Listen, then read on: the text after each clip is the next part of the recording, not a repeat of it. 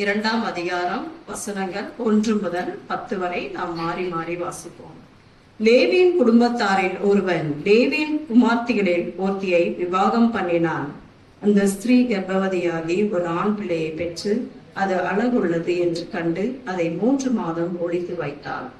அவள் அதை அப்புறம் ஒளித்து வைக்க கூடாமல் ஒரு நாணப் பெட்டியை எடுத்து அதற்கு பிசினும் கீழும் பூசி அதனை பிள்ளையை வளர்த்தி நதியோரமாய் நாணலுக்குள்ளே வைத்தாள்.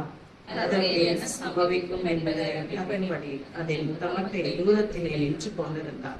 அப்பொழுது பார்வோனுடைய குமார்த்தி நதியில் ஸ்நானம் பண்ண வந்தால் அவளுடைய தாதிகள் நதியோரத்தில் உலாவினார்கள். அவள் நாணலுக்குள்ளே இருக்கிற பெட்டியை கண்டு தன் தாதியை அனுப்பி அதை கொண்டு வரும்படி செய்தாள்.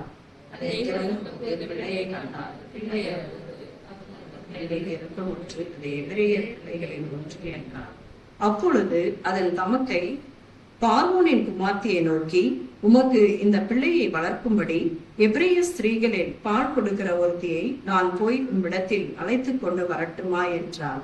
அதற்கு பார்வோனுடைய குமார்த்தியை அழைத்துக் கொண்டு வா என்றாள்.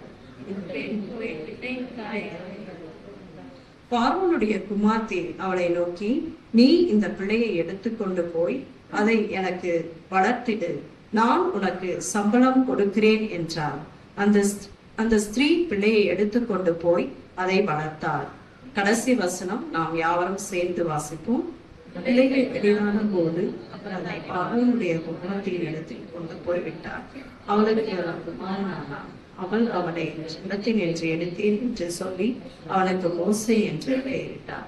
வாசிக்கப்பட வேண்டிய வேத பகுதியானது வாசிக்க முடிந்தாயிற்று. அமர்ந்து